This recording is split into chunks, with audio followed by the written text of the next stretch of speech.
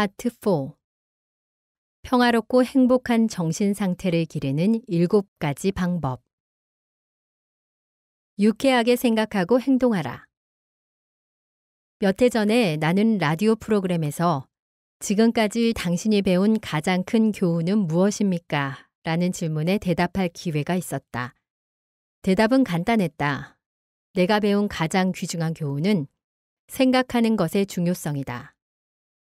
당신이 무엇을 생각하고 있는지 안다면 당신을 아는 것이 된다. 말하자면 우리의 생각이 우리를 만드는 것이다. 즉, 정신 상태는 운명을 결정하는 요소이기도 하다. 에머스는 그가 하루 종일 생각하고 있는 것, 그것이 그 사람인 것이다. 라고 말했다. 사실 그 말 그대로다. 우리가 다뤄야 할 가장 중요한 단 한 가지 문제는 올바른 생각을 선택하는 일이라고 나는 확신한다. 올바른 생각을 선택하는 데 성공한다면 모든 문제를 해결하는 길이 열리게 될 것이다. 로마 제국을 통치한 위대한 철학자 마르쿠스 아울렐리우스는 그것을 불과 몇 마디의 말, 인간의 운명을 결정하는 짧은 말로 요약했다. 우리의 인생은 우리의 사고로 만들어진다. 그렇다. 우리가 즐거운 생각을 한다면 즐거울 것이고 불행한 생각을 한다면 불행하게 될 것이다. 또 무서운 생각을 한다면 무서워질 것이며 병적인 생각을 한다면 병에 걸리게 될지도 모른다. 실패를 생각한다면 확실히 실패할 것이다. 우리가 자기 연민에 빠진다면 사람들은 모두 피하고 멀리할 것이다. 노먼 빈센트 필은 이런 말을 했다. 인간은 자신이 생각하는 그러한 자기가 아니며 생각 그 자체가 그 사람인 것이다. 온갖 문제에 대해 지나치게 낙관적인 태도를 취하고 있는 것일까? 아니다. 불행하게도 인생은 그렇게 단순하지 않다. 단지 나는 소극적인 태도에서 탈피해 더 적극적이어야 한다고 주장한다. 바꿔 말해 어떤 사안에 대해 생각하지 않으면 안 되지만 걱정해서는 안 된다는 것이다. 그렇다면 생각하는 것과 고민하는 것은 어떻게 다른가? 뉴욕에서 교통이 번잡한 거리를 횡단할 때 언제나 나는 행동을 조심한다. 그러나 걱정은 하지 않는다. 말하자면 생각을 한다는 것은 문제의 본질을 파악하여 조용히 그것을 처리하는 것이다. 번민을 한다는 것은 불쾌하고 이익 없이 문제의 둘레를 빙빙 도는 것과 같다. 인간은 자신의 중대한 문제에 대해 무엇이든 마음을 쓴다. 그러면서도 가슴에는 카네이션을 달고 태연하게 거리를 활보할 수 있는 것이다. 나는 로웰 토머스에게서 그것을 보았다. 그는 제1차 세계대전에 알렌비 로렌스 작전의 유명한 필름을 처음으로 공개했을 때 그와 친해질 기회가 있었다. 그와 조수들은 각 방면의 전선에서 많은 전쟁 영화를 제작했는데 T.E. 로렌스와 그의 다채로운 아라비아 군의 활약과 알렌비 군의 성지 탈환에 관한 두 영화는 특히 놀라운 것이었다. 팔레스타인에서는 알렌비와 아라비아에서는 로렌스와 더불어라는 그의 강연은 런던을 비롯해 전 세계의 센세이션을 불러일으켰다. 그는 로열 오페라 하우스에서 모험에 가득 찬 이야기를 들려주었다. 영화 상연을 계속하기 위해 런던의 오페라 시즌이 6주간이나 연기되었다. 그리하여 런던에서 놀라운 성공을 거둔 후 또다시 세계 각국을 순회하며 호평을 받았다. 그러고 나서 인도와 아프가니스탄의 생활을 담아 영화화할 준비에 착수했다. 이때 믿기 어려울 만큼 수많은 불행이 속출했다. 결국 그는 런던에서 파산하고 말았다. 당시에 나는 그와 함께 있었는데 우리는 라이온즈의 코너하우스 식당에서 싸구려 식사를 해야만 했다. 이것조차도 토머스 씨가 유명한 화가인 스코틀랜드 사람 제임스 맥베이드 씨께 돈을 빌리지 않았더라면 불가능한 일이었을 것이다. 어쨌든 여기에 이야기에 초점이 있다. 로엘 토머스 씨는 막대한 부채 때문에 시리에 빠져 있었는데도 그것에 대해 생각은 하고 있었지만 고민은 하지 않았다. 이 역경에서 좌절하고 만다면 채권자나 사회에 대해 전혀 무가치한 인간이 되고 만다는 것을 그는 알고 있었다. 매일 아침 집을 나설 때 꽃을 사서 가슴에 꽂고 발걸음도 가볍게 옥스퍼드 거리를 활보했다. 적극적이고 용감한 생각을 갖고 패배 앞에 항복하기를 거부했다. 요컨대 그에게 진다는 것은 게임의 일부에 불과했다. 그것은 최고를 차지하기 위해서 필요한 훈련에 지나지 않았다. 정신적인 태도는 육체에 거의 믿을 수 없을 만큼 영향을 미친다. 영국의 유명한 정신과 의사 J.A. 하드필드는 54쪽에 이르는 그에 져서 심리의 힘에서 그 사실을 설명했다. 악력계를 사용하여 암시가 완력에 미치는 영향에 관하여 세 남자에게 실험을 해보았다. 우선 그들에게 힘껏 악력계를 쥐게 했다. 이를 세 가지의 다른 조건에서 실시했다. 보통 상태에서 테스트했을 때 그들의 평균 악력은 101파운드였다. 다음에는 최면을 걸고 당신은 매우 약하다는 암시를 준 다음 재어보았더니 겨우 29파운드의 악력, 곧 보통 힘의 3분의 1 이하였다. 이번에는 당신은 강하다는 암시를 준 후에 측정하였다. 평균 악력이 142파운드에 달했다. 그들의 마음이 강하다는 적극적인 생각으로 충만하자 육체적 힘이 50%나 증가했던 것이다. 이것이 우리의 정신에 믿기 어려운 힘이다. 여기서 생각의 마력을 설명하기 위해 미국 역사상 가장 놀랄 만한 이야기 하나를 소개하고자 한다. 이에 대해서는 책 한 권 정도로 쓸 수 있을 분량이지만 간단히 줄여 소개하기로 하겠다. 남북전쟁이 끝나고 얼마 되지 않아 서리가 많이 내린 10월의 어느 날 밤, 집도 없이 떠도는 가난한 여인이 매사추세츠주 암스베리에 사는 퇴역 해군 대령의 부인 마더 웹스터의 집을 두드렸다. 웹스터가 문을 열자 뼈와 가죽뿐인 가련하고 자그마한 사람 하나가 서 있었다.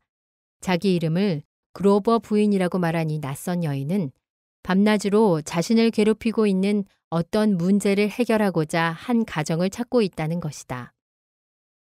그럼 우리 집에서 지내세요. 난 이렇게 큰 집에서 혼자 살고 있으니. 웹스터 부인이 말했다. 그로버 부인은 별일이 없었더라면 언제까지나 마더 웹스터와 함께 살았을지도 모른다. 하지만 그들이 함께 지내던 중 뉴욕에서 웹스터 부인의 사위인 빌 앨리스가 휴가차 들렸다. 그가 그로버 부인을 보고 이 집에 뜨내기를 둘 수야 없잖아요 하고 떠드는 바람에 이 집 없는 여인은 쫓겨나고 말았다. 그날은 비가 몹시 내렸다. 그녀는 갈 곳을 몰라 빗속으로 한동안 서성이다가 비를 피할 곳을 찾아 정처 없이 길을 걸었다. 그런데 여기에 이 이야기에 놀라운 곡절이 있으니 뜨내기라고 소리친 빌 애리스 때문에 문 밖으로 쫓겨난 여인 그로버 부인은 훗날 세계 역사상 실로 커다란 영향을 미칠 운명을 지니고 있었던 것이다. 그녀는 지금 크리스천 사이언스의 창시자 메리 베이커 에디로서 수백만 신도의 숭배를 받고 있다. 그러나 그때까지만 해도 질병, 비해 그리고 비극을 제외하고는 그녀의 인생에는 아무것도 없었다. 첫 남편은 결혼 후 얼마 안 되어 죽었고 두 번째 남편은 그녀를 버리고 유부녀와 놀아나더니 빈민가에서 숨을 거두었다. 그 무렵 그녀에게는 아들이 하나 있었지만 가난과 병과 질투 때문에 아이가 4살 때 버려야만 했다. 그녀는 아들의 소식을 듣지 못하다가 헤어진 지 31년 만에 겨우 아이를 다시 만날 수 있었다. 그녀는 원래 허약했기 때문에 오래전부터 정신요법의 과학에 대해 흥미를 가져왔다. 그러나 그녀의 생애에 있어서 극적인 전환점은 매사추세츠주 린에서 일어났다. 어느 추운 날 아침 시골 거리를 걷고 있을 때 그녀는 얼어붙은 길에서 미끄러져 의식을 잃고 척추를 몹시 다쳤다. 그 때문에 발작으로 경련까지 일어났다. 의사는 그녀가 소생하기 어렵고 살아난다 해도 2번 다시 걷지 못할 것이라고 진단했다. 죽음의 침상이라 생각되는 곳에 누워 있으면서 메리 베이커 에디는 성서를 펴들고 거룩한 손길의 인도에 따라 마태복음 한 구절을 읽었다. 사람들이 풍에 걸린 한 사람을 침상에 누운 채 예수께 데려왔습니다. 예수께서 중풍 환자를 향하여 이 사람아 안심하라. 내 죄가 사하여졌다. 고 말씀하셨습니다. 일어나 침상을 갖고 내 집으로 가라 하시니 그가 일어나 집으로 돌아갔습니다. 이 그리스도의 말씀은 그녀의 마음속에 위대한 신앙과 급격하게 빠른 속도로 회복되게 하는 힘을 불러일으켜 그녀는 즉석에서 침대에서 일어나 걸을 수 있었습니다. 고 말했다. 에디는 이런 말을 했다. 그 경험은 자신을 건강하게 만드는 방법일 뿐만 아니라 다른 사람까지도 건강하게 하는 방법을 발견하는 기회가 되었던 것입니다. 메리 베이커 에디는 신흥 종교의 창시자가 되었으며 사제장이 되었다. 지금 그녀가 창시한 크리스천 사이언스는 여성에 의해 시작된 유일한 신교로서 전 세계에 퍼져 있다. 여러분 중에는 이 카네기라는 자는 크리스천 사이언스의 선전을 하고 있다고 말하는 사람이 있을지도 모른다. 결코 그런 것이 아니다. 나는 크리스천 사이언스의 신도는 아니지만 해를 거듭함에 따라 생각하는 힘의 강함을 확신하기에 이르렀던 것이다. 오랫동안 성인 강좌를 해본 결과 나는 여러 사람들이 그들의 생각을 바꿈으로써 고민과 공포, 온갖 질병을 몰아내고 생활이 일변하는 것을 알게 되었다. 나는 알고 있다. 알고 있다. 몇백 번이나 그렇듯 믿을 수 없는 변화가 일어난 것을 보아왔다. 그래서 조금도 이상하지 않다. 여기 생각의 힘을 설명하는 믿기 어려운 변화가 내 강자의 수강생에게서 일어났다.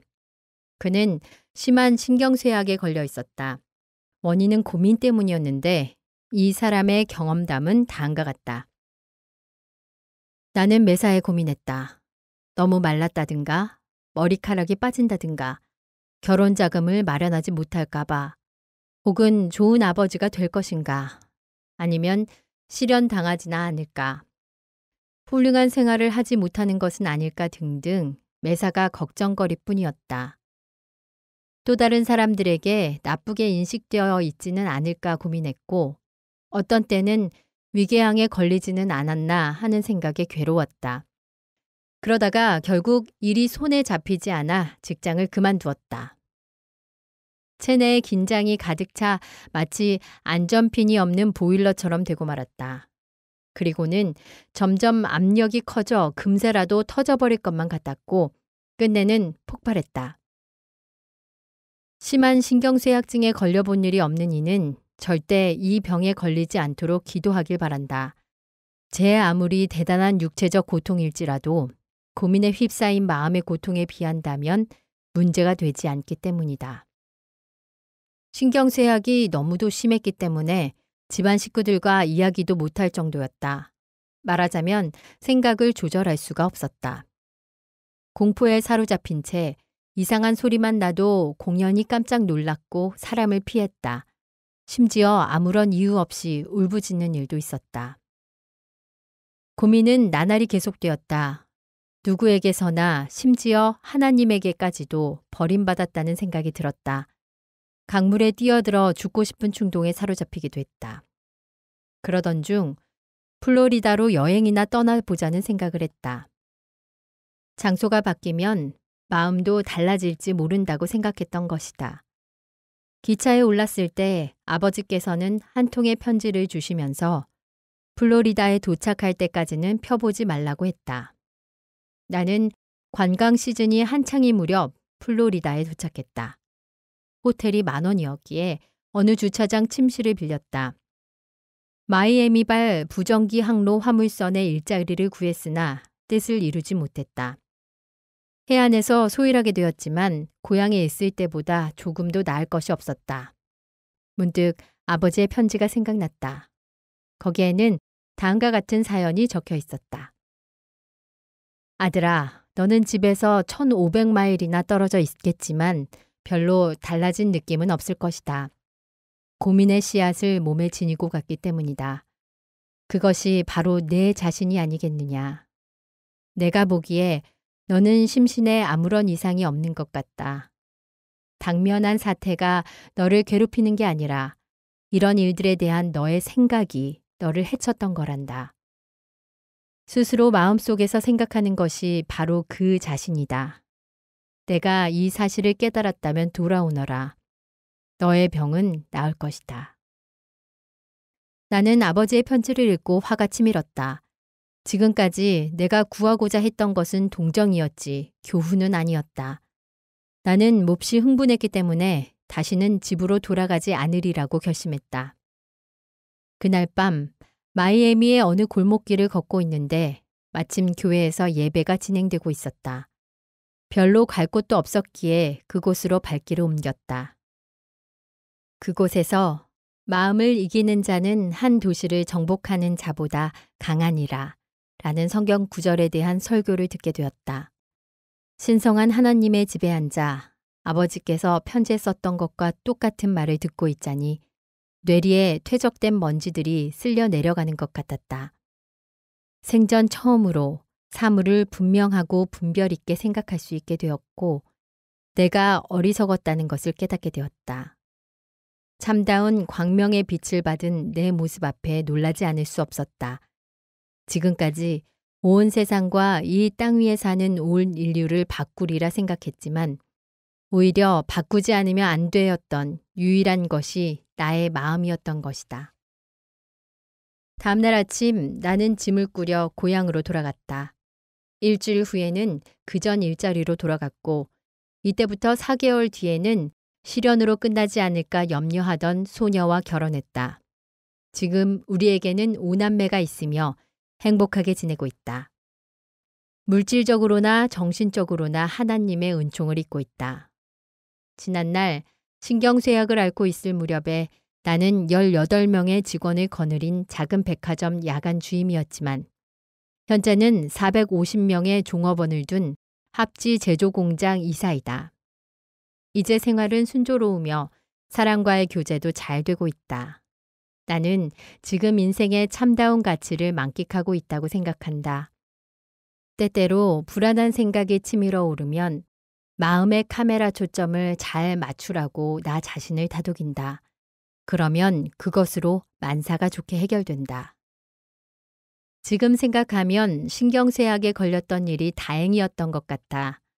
인간의 사고가 마음과 육체에 얼마나 강한 힘을 미치는가를 뚜렷이 알 수 있었던 것이다. 이제 나는 내 생각을 상황에 거스르게 하지 않고 도움이 되게 할 수 있다. 일찍이 아버지께서 온갖 고민의 원인은 외부의 문제가 아니라 그 문제에 대한 생각이라고 말씀하신 것이 옳았다고 생각한다. 이 사실을 알게 된 순간 비로소 나는 마음이 홀가분해졌다. 대략 이상의 이야기가 이 수강생의 경험담이다. 생활에서 얻을 수 있는 마음의 평화와 기쁨은 우리가 어디에 위치하며 무엇을 얼마나 갖고 있으며 우리가 누구인가에 좌우되는 것이 아니라 우리의 정신태도 여하에 달려있다고 나는 확신한다. 여기서 외부 조건은 거의 관계가 없는 것이다.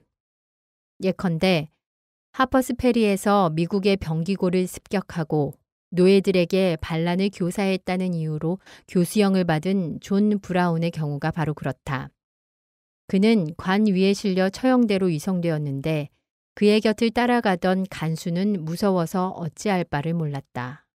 그런데 브라운은 냉정했다. 그는 버지니아 블루 리지산을 바라보며 얼마나 아름다운 나라인가. 일찍이 내가 천천히 구경할 기회가 없었던 것이 유감이구나 하고 감탄했다는 것이다. 남극을 처음으로 탐험한 영국인 로버트 펠콘 스코트와 그 대원들의 경우에도 마찬가지인데 그들의 귀환 여행은 유사일의 처음이라고 할 만큼 고통스러운 것이었다. 식량은 떨어졌고 연료도 없었다. 그들은 한 발자국도 전진할 수 없었다.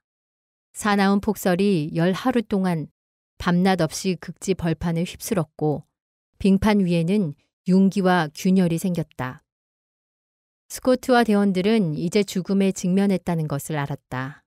그들은 만일에 대비하여 상당량의 아편을 휴대하고 있었는데 그것을 복용하기만 하면 두 번 다시 눈뜨지 않는 편안한 꿈길로 들어설 수 있었다. 그런데도 그들은 마취제를 쓰지 않았다.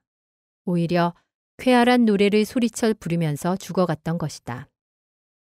우리는 이 사실을 8개월 후 수색대가 그들의 동사체에서 발견한 유서로 알게 되었다. 이 예만 보더라도 우리가 용기와 평정심, 창조적 사고력을 지니고만 있다면 자기관에 걸터 앉아 교수대로 끌려가면서도 경치를 즐길 수 있는 것이며 텐트 속에서 기아와 혹한으로 죽어가면서도 유쾌한 노래로 충만할 수 있음을 알 수 있다. 신라권을 쓴 눈먼 작가 밀턴은 이미 300년 전에 이러한 진리를 발견했다. 마음은 그 자신의 터전이니라. 그 안에서 지옥을 천국으로, 천국을 지옥으로 만들 수 있나니. 나폴레옹과 헬렌 켈러도 밀턴의 이 말을 완전히 실증하고 있다. 나폴레옹은 인간이 일반적으로 열망하는 것을 누릴 수 있었는데도 세인트 헬레나에서 내 일생에서 행복했던 날은 엿새에 불과하다고 말했다. 그런가 하면 장님이면서 벙어리인 헬렌 켈러는 나는 인생이라는 것을 참으로 아름답게 생각한다고 단언했다. 내가 반세기의 생애에서 무언가 배운 것이 있다면 그것은 인간에게 행복을 주는 것은 그 자신밖에 없다는 것이다. 이것은 바로 에머슨이 자기 신뢰라는 논문의 결론 가운데서 말한 것을 내가 되풀이하는 것에 불과하다. 정치적 승리, 땅값의 폭등, 병자의 회복, 오랫동안 떠나 있던 친구의 귀환, 그 밖의 외부적 사건은 인간의 정신을 앙양시키며 장래의 행복을 예상하게 한다. 그러나 이것을 믿어서는 안 된다. 그런 일은 결코 없는 법이다. 참으로 인간에게 평화를 주는 것은 자기 자신밖에 없기 때문이다. 스토아 학파의 철학자 에픽테투스는 육체의 종양이나 병원체를 제거하기보다 마음속의 나쁜 생각을 물리치도록 힘쓰라고 했다. 에픽테투스는 이미 19세기 전에 이런 말을 했지만 현대의학도 이에 동의하리라 본다. G. 캔비 로빈슨 박사는 존스 홉킨스 병원에 수용되어 있는 환자의 5명 중 4명은 감정적 긴장과 압박감이 병 증상의 일부 원인이라고 지적했다. 기질성 질환도 결국 생활과 그 문제에 대한 조절 불량에 기인한다는 것이다. 프랑스의 대철학자 몽테뉴는 다음과 같은 구절을 좌우명으로 삼았다고 한다. 인간은 저질러진 일 때문에 상처를 받는 것 이상으로 그 일에 대한 생각 때문에 상처를 받는다. 하지만 일어날 일에 대한 생각은 전적으로 우리의 마음 여하에 달려있다. 그렇다면 이것은 무슨 의미인가?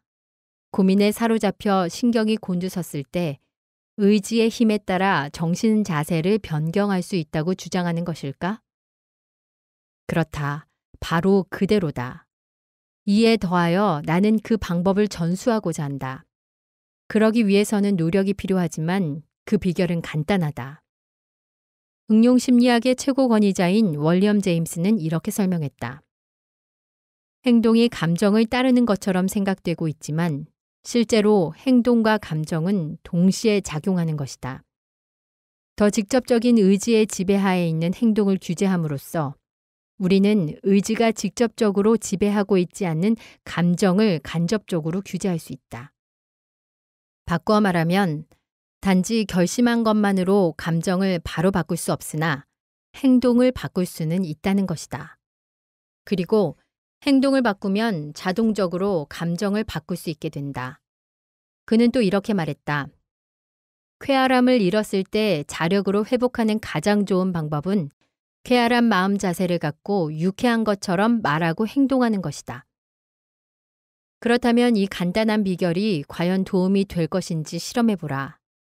얼굴에 미소를 띠고 어깨를 펴고서는 크게 숨을 들이쉬고 무슨 노래라도 불러보라. 만일 노래를 못하겠거든 휘파람이라도 불어볼 일이다. 또 휘파람도 못 불겠거든 흉내만이라도 내도 좋다. 그러면 월리엄 제임스가 한 말을 이해하게 될 것이다. 겉으로는 대단히 행복한 몸짓을 하면서 고민한다는 것이 육체적으로 불가능하다는 것을 알게 될 것이다. 이것은 자연의 작은 기본 진리의 하나로 온갖 생활에 있어서 기적을 일으키게 할 수도 있는 것이다. 내가 잘 아는 캘리포니아의 한 부인도 일찍이 이러한 비결을 알았더라면 그녀의 고민 전부를 24시간 이내에 제거할 수 있었을 것이다. 그녀는 나이 많은 미망인이었는데 이는 확실히 고통스러운 일이었을 것이다. 그래서인지 그녀는 결코 행복하게 보이려 하지 않았다. 누군가 안부를 물으면 이렇게 대답했다. 뭐 여전해요. 그렇지만 그녀의 얼굴 표정이라든가 울먹이는 어조는 제가 얼마나 슬픈 꼴을 당해왔다고요 하고 호소하고 있었다. 세상에는 이보다 더 불행한 여자가 얼마든지 있겠지만 그녀의 앞에서는 행복하다는 것이 오히려 무안할 정도였다. 그녀의 남편은 평생을 지낼 만한 보험금을 남겨주었고 결혼한 자식들은 언제라도 그녀를 모실 수 있었다. 그런데도 나는 그녀의 웃는 얼굴을 보지 못했다. 그녀는 사위들 셋이 모두 구두쇠이고 지나치게 이기적이라고 험담한다. 그리고 딸들도 자신을 돌봐주지 않는다며 야속해한다. 그러면서도 만년에 대비한다는 구실로 실속 있게 돈을 모으고 있다. 이런 점에서 볼 때 그녀는 확실히 자기 자신뿐만 아니라 가정에 있어서도 어두운 그림자이다. 그녀가 꼭 그렇게 행동할 필요가 있을까? 그녀는 단지 마음먹기에 따라 가엾고도 불행한 처지에서 가족들의 존경과 사랑을 받게 될 인간으로 변할 수 있었다. 그러려면 우선 몸가짐이 쾌활해야 하며 그녀가 지금까지 자기 일신에만 기울였던 애정을 남들에게도 나누어 주어야 한다. 내 친구 중에 인디애나주 텔시티에 사는 H.J. 잉글러트는 이 비결 덕분에 지금까지 잘 지내고 있다. 그는 10년 전에 성홍열에 걸렸다. 그런데 낫게 되자 이번에는 신장염에 걸려 의사라는 의사는 모두 찾아갔지만 좀처럼 완치되지 않았다. 심지어는 돌팔이 의사에게 걸려들기까지 했다. 게다가 얼마 안 되어 합병증으로 고혈압 증세까지 보였다. 그를 진찰한 의사는 최고 혈압이 214나 된다고 말하면서 치명적이니 더 악화되기 전에 신변을 정리해두는 것이 좋을 것이라고 충고도 곁들였다. 그때 그는 심정을 이렇게 말했다. 나는 집에 돌아와 보험료가 전부 불입되어 있는지 확인했네. 그리고 명상에 잠겨 하나님께 나의 죄를 참회했지.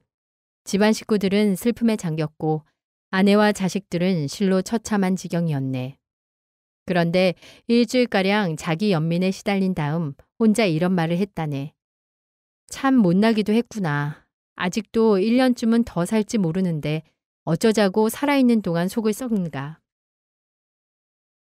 그래서 나는 어깨를 펴고 얼굴에는 미소 짓고 만사가 순조로운 듯이 보이려 했지. 처음에는 어쩐지 어색했지만 점차 쾌활하게 행동할 수가 있었네. 이렇게 하다 보니 가족도 구할 수 있었고 나 자신도 구원받을 수 있게 되었지. 점점 처음에 생각했던 것 이상으로 기분이 좋아지는 것을 느꼈네. 병세는 나날이 차도를 보였고 수개월 뒤에는 무덤 속에 잠들어야 했을 내가 완전히 건강해지고 혈압도 내려갔다네. 여기서 나는 뚜렷한 사실을 알게 되었지. 내가 고민 끝에 에라 될 대로 되라고 했다면 의사 말대로 되었을 것임이 틀림없네. 그런데 정신적인 태도를 바꿈으로써 나 스스로에게 기회를 주었던 것일세. 그럼 여기서 한 가지 질문하겠다. 건강과 용기에 관한 긍정적인 생각만으로 한 사람의 생명이 구해질 수 있다는 사실을 안다면 어째서 사소한 우울과 좌절로 괴로워하는가? 또 쾌활하게 행동함으로써 행복을 가져올 수 있는데도 어째서 자신뿐만 아니라 주위 사람들을 불행하게 만드는가? 오래전에 나는 작은 책자 하나를 읽고 깊은 감명을 받은 적이 있다. 이것은 제임스 알렌의 생각하는 대로라는 책이었는데 그 중에 다음과 같은 구절이 있다. 사람이 타인과 사물에 대한 자신의 생각을 바꾸면 타인과 사물도 그에 대한 생각을 바꾸게 된다는 사실을 알게 될 것이다. 갑자기 생각을 바꾸게 되면 그에 따라 생활의 외적 조건이 급속도로 변화되는 것을 보고 놀라게 될 것이다. 하지만 사람들은 자신이 원하는 것을 끌어들이는 것이 아니라 있는 그대로의 현상만을 받아들인다. 그러나 목적을 형성하는 신성이라는 것이 우리 내부에 존재한다. 따라서 인간이 이룩하는 온갖 것은 그들이 생각한 직접적인 결과인 것이다. 인간은 그들의 사고를 고양함으로써 존립하며 정복하고 성취할 수 있다. 우리가 사고의 고양을 거부한다면 약하고 비참한 상태를 벗어날 수 없을 것이다.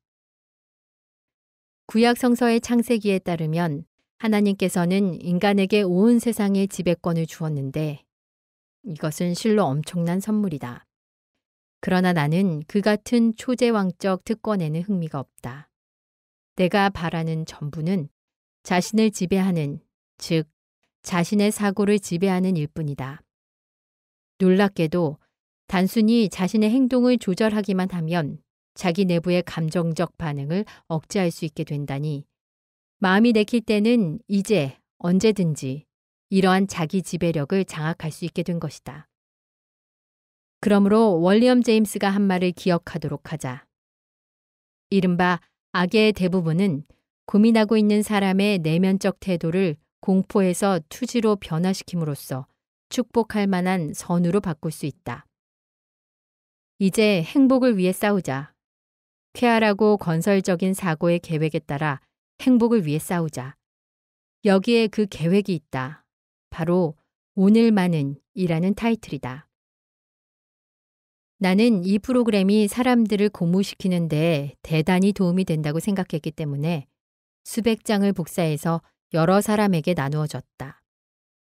이것은 오래전에 시빌 F. 패트리지가 쓴 것인데 우리가 그것을 실행하게 되면 고민의 대부분을 없애고 프랑스 사람들이 말하는 삶의 기쁨을 누릴 수 있을 것이다.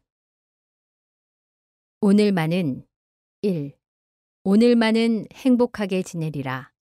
링컨이 대부분의 사람은 행복해지려고 결심한 만큼 행복해진다고 말했는데 이 말이 진리이다. 사실 행복은 내부에서 오는 것이지 외부에서 오는 것이 아니다. 2. 오늘만은 자신을 사물에 적응시키자. 사물을 자기의 뜻대로 맞추려 하지 않겠다. 가족, 사업, 행운을 있는 그대로 받아들여 나를 그것에 적응시키겠다. 3. 오늘만은 몸을 돌보자. 운동을 하고 몸을 아끼고 영양을 섭취하자. 내 몸을 혹사하거나 무시하지 않으리라. 그러면 몸은 내 명령에 따르는 완전한 기계가 될 것이다. 4. 오늘만은 마음을 굳게 가지리라. 무엇이든 유익한 것을 배워보겠다. 정신적으로 게으름뱅이가 되지 않을 것이다. 노력, 사고, 집중이 필요한 책을 읽을 것이다. 5. 오늘만은 3가지 방법으로 내 영혼을 운동시키리라. 남 모르게 유익한 일을 해보겠다. 월리엄 제임스가 말한 대로 수양을 위해 적어도 2가지는 하고 싶지 않은 일을 하겠다. 6. 오늘만은 유쾌하게 지내리라. 되도록 활발하게 보이고 되도록 어울리는 복장에 조용히 이야기하고 예의 바르게 행동하며 마음껏 남들을 칭찬해 보겠다. 남을 비판하지 않고 무슨 일이든 꾀를 부리지 않고 남을 탓하거나 꾸짖지 않겠다. 7. 오늘만은 오늘 하루로 살아보리라. 인생의 모든 문제를 단번에 결판 낼 수는 없다. 하지만 일생을 두고도 도저히 감당할 수 없는 문제일지라도 12시간 만에 해치워 보리라. 8. 오늘만은 하루의 프로그램을 작성해 보리라. 매 시간 해야 할 일을 써두기로 하자. 설령 그대로 되지 않을지라도 어쨌든 해보리라. 그러면 서두르고 주저하는 나쁜 버릇이 없어질 것이다. 9. 오늘만은 반 시간이라도 혼자서 조용히 휴식할 시간을 가지리라. 그리고 하나님을 생각하겠다. 그래야 내 인생에 대한 올바른 인식을 얻을 수 있기 때문이다. 10. 오늘만은 두려워하지 않으리라. 특히 행복해지는 것을 두려워하지 않고 사랑하는 것을 겁내지 않고 내가 사랑하는 이들이 또한 나를 사랑해 줄 것이라고 믿어보리라. 진정 평화와 행복을 가져올 정신적 태도를 기르려고 한다면 여기에 그 첫 번째 법칙이 있다. 유쾌하게 생각하고 행동하면 유쾌해질 것이다.